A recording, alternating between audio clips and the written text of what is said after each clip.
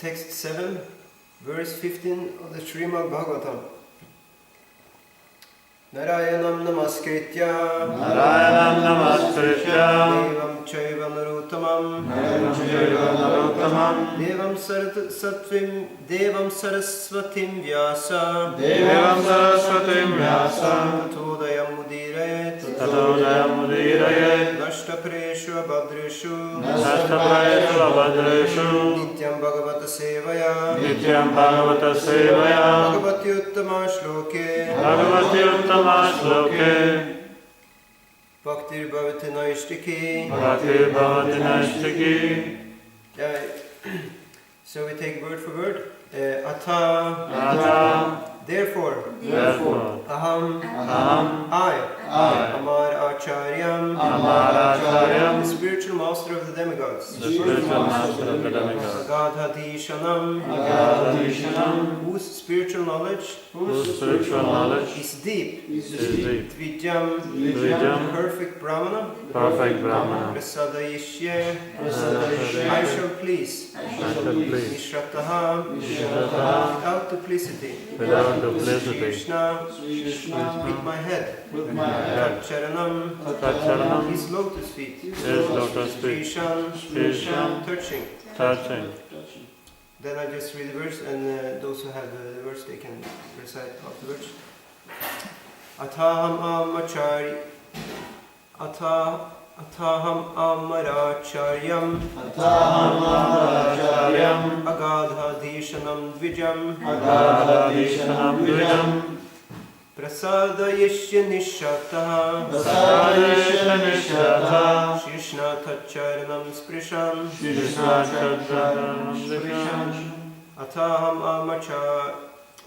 Ataham amaracharyam Agadhadishanam dvijam Prasadayishya nishataha Krishna tacharanam sprishan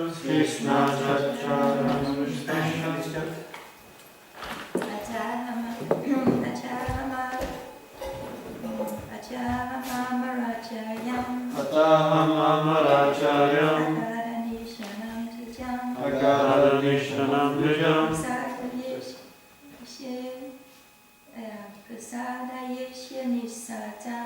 Prasadayishya nishata Shrishna tacharanam sprishan Ataham amaracharyam Agadhadishanam dvijam Prasadayishya nishtata Srishna tacharanam sprishan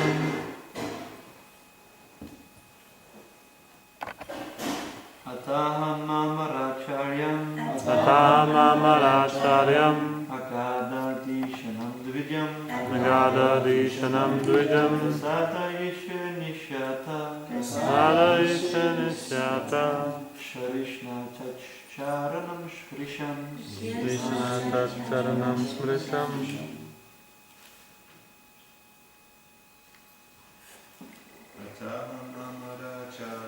Ataham amaracharyam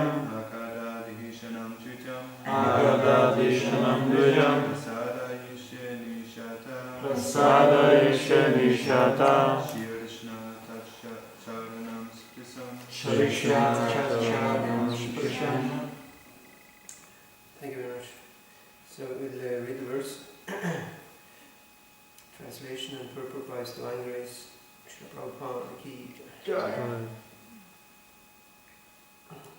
King Indra said, "Therefore with great frankness and without duplicity I shall now bow my head at the lotus feet of Brihaspati, the spiritual master of the demigods. Because he is in the mode of goodness, he is fully aware of all knowledge and is the best of the brahmanas. Now I shall touch his lotus feet and offer my obeisances unto him to try to satisfy him." Maybe you can repeat King Indra said, King Indra said, therefore with great frankness therefore with great frankness and without duplicity, and without I duplicity, should now bow my head I shall now bow my head at the lotus feet of Brihaspati, at the lotus feet of the Brihaspati, spiritual master of the demigods, spiritual master of the demigods, because he is in the mode of goodness, because he is in the mode of he is goodness, fully aware fully aware of all knowledge, all knowledge, and is the best of the Brahmanas. and is the best of the Brahmanas. Now I shall touch his lotus feet, Now I shall touch his lotus feet and offer his obeisances, and offer my obeisances and offer my obeisances unto him, unto him and try to satisfy him. and try to satisfy him. Purport. Coming to his senses, King Indra realized that he was not a very sincere disciple of his spiritual master Brihaspati. Therefore he decided that henceforward he would be Nishataha, non-duplicious. Nishata Shirshna Taksharanam Sprisha. He decided to touch his head to the feet of his spiritual master. From this example we should learn this principle enunciated by Vishwanath Chakravarti Thakur. Yasya prasada bhagavat prasadam Yasya prasada nagati kutopi.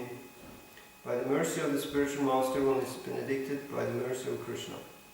Without the grace of the spiritual master one cannot make any advancement. A disciple should never be a hypocrite or be unfaithful to his spiritual master. In Srimad Bhagavatam 11.17.27 the spiritual master is also called Acharya. Acharya Mam Vijaniyam. The Supreme Personality of Godhead says that one should respect the spiritual master, accepting him as the Lord himself. Navamanyeta Karichit. One should not disrespect the Acharya at any time. Namartya Buddhya Asuyata. One should never think the Acharya an ordinary person. Familiarity sometimes breeds contempt, but one should be very careful in one's dealings with the Acharya. Agadha Dishanam Dvidyam. The Acharya is a perfect Brahman and has unlimited intelligence in guiding the activities of his disciple. Therefore Krishna advises in Bhagavad Gita 4.34 Tadvidhi pranipatana pariprashnena sevaya upadekshanti te jnanam jnaninas tattva darshina. Just try to learn the truth by approaching the spiritual master, inquire from him submissively and render service unto him. The self-realized soul can impart knowledge unto you because he has seen the truth. One should fully surrender unto the spiritual master and with service, sevaya. One should approach him for further spiritual enlightenment. Atam amaracharyam agadham dishanam dvidyam prasadayishya nishataham Shirshnatat Charanam Sprisham. King Indra said, therefore with great frankness and without duplicity, I shall now bow my head at the lotus feet of Brihaspati, the spiritual master of the demigods. Because he is in the mode of goodness, he is fully aware of all knowledge and is the best of the Brahmanas. Now I shall touch his lotus feet and offer my obeisances unto him to try to satisfy him. Nam Vishnu Padaya Krishna Prashtaya Bhutale Shmatma Vishnu Goswami Nitanam. Nam Vishnu Padaya Krishna Prashtaya Bhutale Shmat Bhaktivedanta Swami Nitanam. Namaste Saraswati Deva Gauravani Pracharna Vishesha Shunyavadi Pashkatya Adeshtan. Om Agyana Timranasya Gnanjana Shlapya Shaksharan Maritamina Tasmai Shri Guruvena. Vanchakalpatarubhyascha Kripa Sindhubhyo Cha Patitaram Pavanebhyo Vaishnavebhyo Namo Namah. Jai Shri Krishna Chaitanya Tanya Prabhu Nityananda Shri Advaita Gadada Srivasadi Gaura Bhaktavinda. Hare Krishna Krishna Krishna Hare Hare Hare Rama Rama Rama Hare Hare. In spiritual life, we learn here the topic of being non-duplicious. The word duplicious, it means, in the dictionary meaning, it is said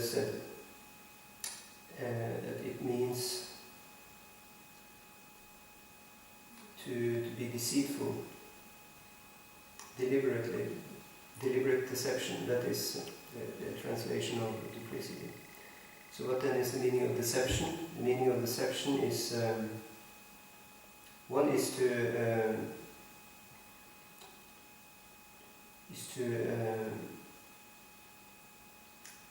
be untruthful about something, try to make something seem to others what it actually is not.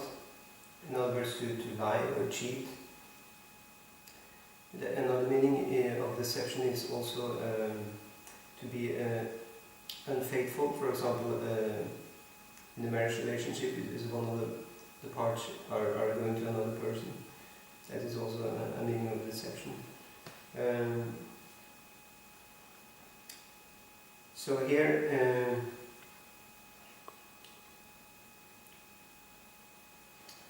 duplicity is something that Indra is humbly saying he will give up. In other words, to be without duplicity or to be non-duplicitous, it is to be subordinate to one's spiritual authority, to be frank. This word frank, it means, the dictionary meaning of frankness is to be honest. So in other words, to be simple. It contains both to be, in the direct meaning as we maybe think, to not complicate things, but it also means to not be a cheater, and also to be straightforward, honest. So Prabhupada says about simplicity. He defines simplicity then in Bhagavad Gita in the 13th chapter in verse 8 to 12. There is listed the good qualities of the devotees, which we should strive to attain. And one of the qualities is arjavam, which means simplicity. So Prabhupada defines the word simplicity to mean simplicity means that without diplomacy one should be so straightforward that he can disclose the truth, the real truth, even to an enemy. So this was also attributed to King Bali. In the Bhagavatam's narration of the history of King Bali was very frank and simple in his dealings. When Vamanadev came and wanted 3 steps of land, King Bali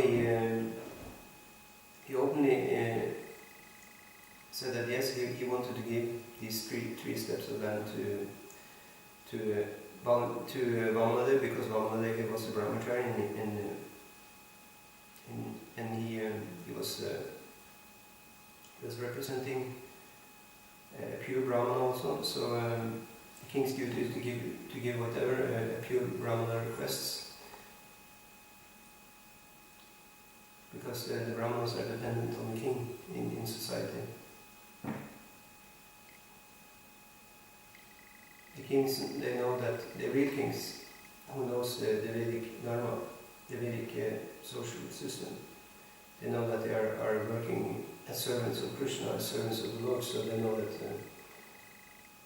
the Brahmanas are situated, the real pure Brahmanas are situated in pure devotional service.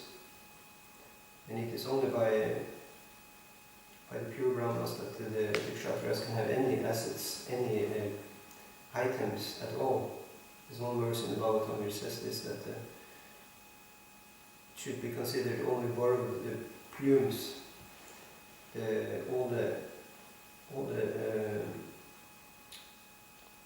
inventory, all the paraphernalia of a Kshatriya. He only has that, actually. It's just like he has borrowed it from the Brahmanas. The Brahmanas, anytime they can take it back. And this we also see many times in the scriptures. If the Kshatriyas have not been acting properly, then they may be cursed by the Brahmanas, and then they lose all their opulence. Just as this instance with Indra. As we see, Indra is the king of all opulence. He is the most opulent person actually in the whole universe.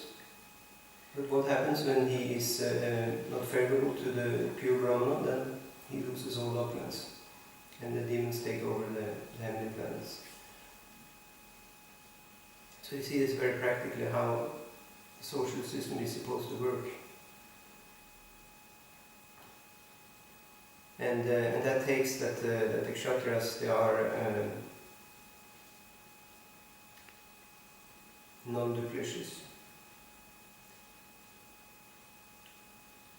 It is true that the kshatriyas, they are allowed to exercise diplomacy.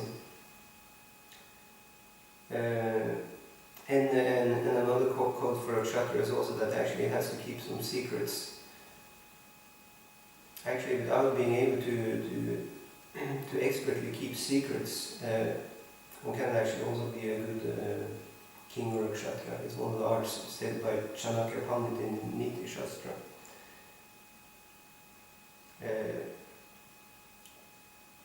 An expert kshatriya, he's the person who can do so many things without anybody's notice.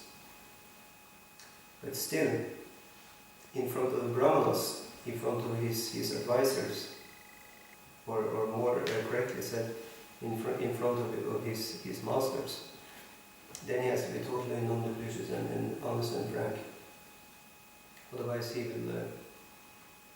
will sink down like a boat, like boarding a boat of stone, as said in the previous verse.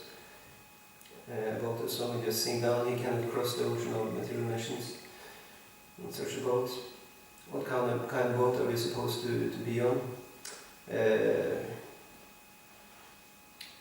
It is this boat where, as Prabhupada referred to in the previous verse, where the guru is the captain. The boat is the material body, and the guru is the captain. Guru Karna Dharam.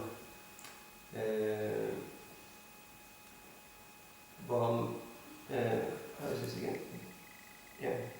Nidiyam Adyam Sulabam Sudurlabam. So this Deha, this body, is Plavam Sukalpam. It's the best kind of boat for crossing the ocean of material nations. But if you misuse the boat, then it will be just like a boat of stone sinking down.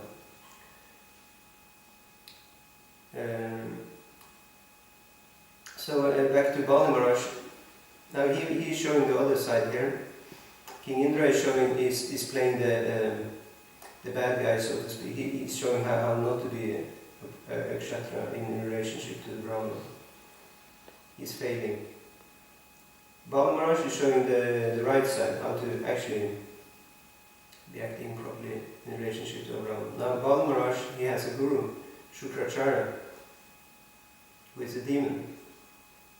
You see, things are totally actually opposite of this story in the Bali story. Here we have Indra, who is supposed to be a devotee. The demigods are supposed to be devotees. Vishnu Bhakta Smrito Deva. The demigods are all Vishnu Bhaktas. So he's supposed to be a devotee, and he has a devotee as a guru. But he disobeys his guru and he falls down. Now with Bali Maharaj we have the other story, totally opposite. Now Bali Maharaj is supposed to be the king of the Asuras, the king of the demons. Asuras tat viparyaya. The Asuras are totally doing the opposite, or living up the opposite purpose of the Vishnu Bhaktas. They're against God. They don't want to serve Vishnu. So Bali Maharaj is representing that, although he is actually a devotee. And here we have Indra, is supposed to represent the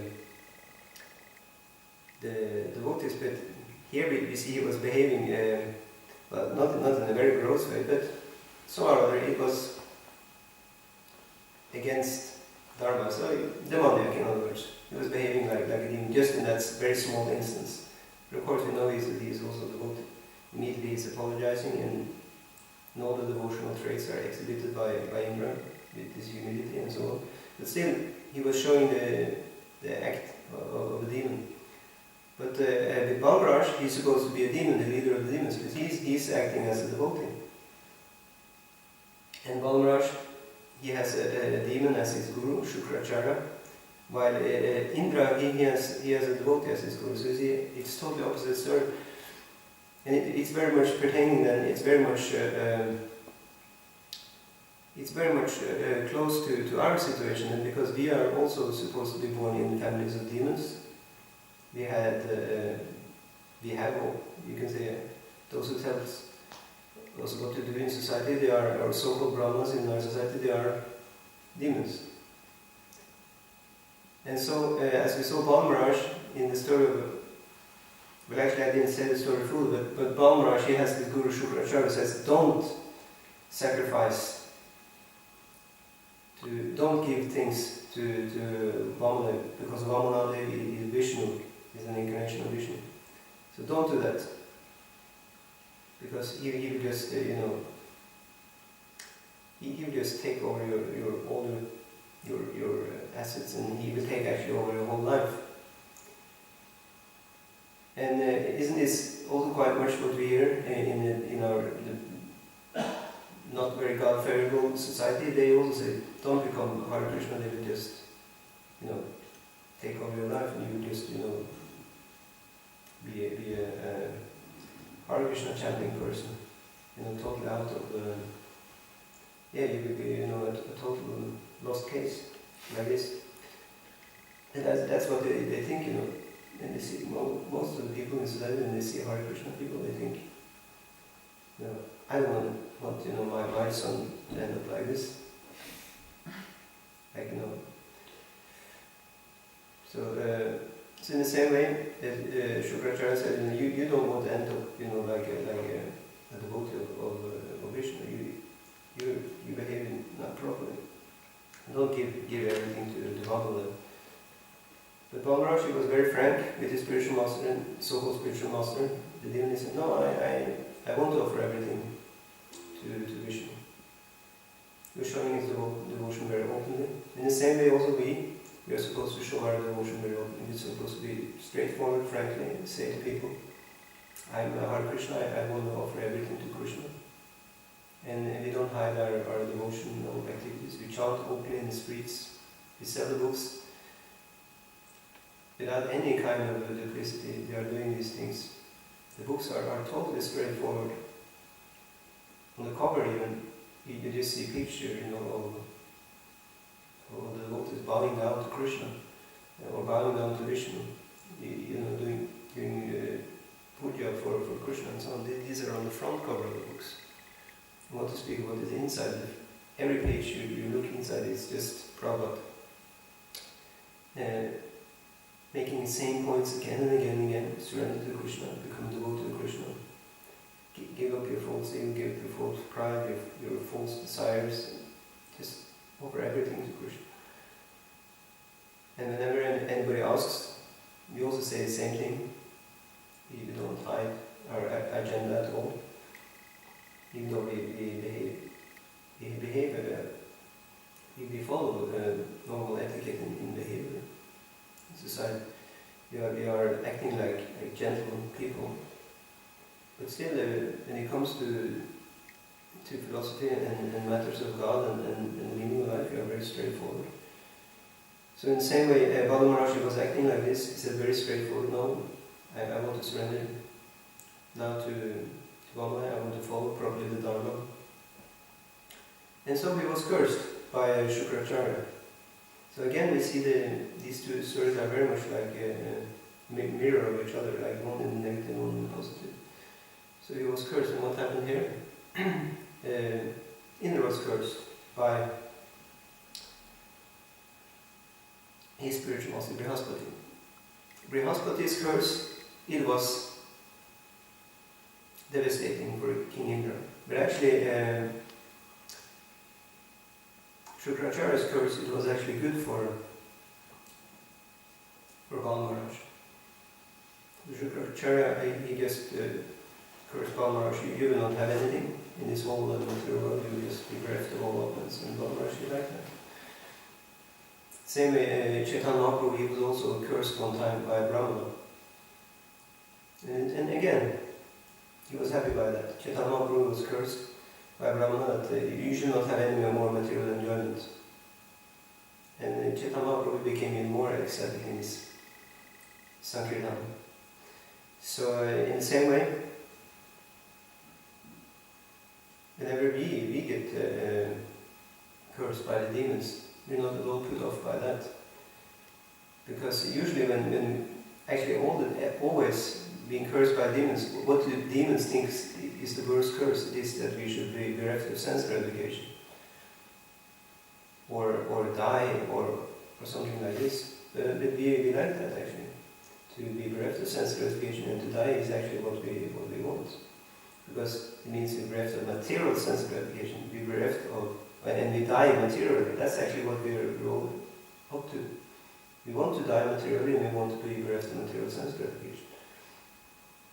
So like Chaitanya Mahaprabhu then, if that is actually taking place, then we're happy, because that means we're living more in our, not more, then we're actually freed of our material entanglement and can exercise our real Swarup, to be a devotee of Krishna.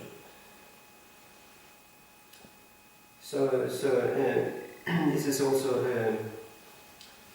said in a very nice verse about Chaitanya Mahaprabhu. There are two verses in the Srimad Bhagavatam which is glorifying Chaitanya Mahaprabhu. Two verses in particular. And the first verse is actually there's maybe more. But there's two verses specifically which are talking about also some of the pastimes of Chaitanya Mahaprabhu is mentioned, like in the coded form. So this verse about Chaitanya Mahaprabhu is saying, Anapita chiram chirat karunaya vartinaha kalau. So in the age of Kali, kalau, karunaya avartinaya. Karunaya, out of mercy, avartinaya, he's coming as avatar, he's descending to this earth.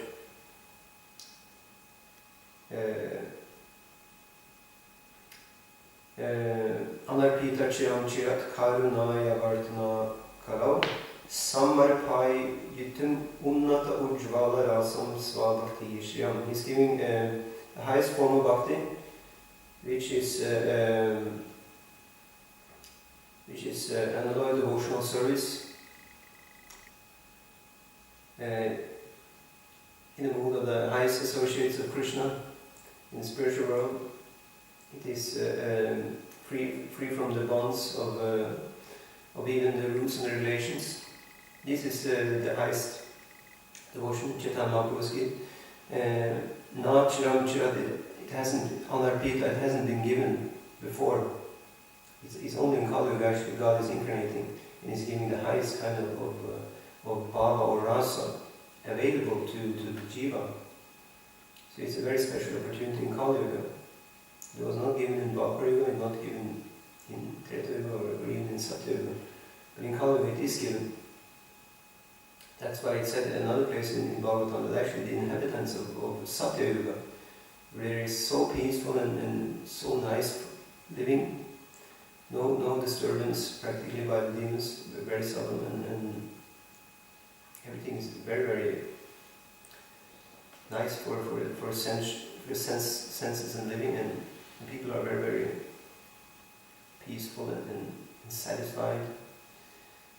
Still, they want to come to Kali Yuga actually. They pray to be born in Kali Yuga, just because in Kali Yuga then they have the opportunity to experience this very, very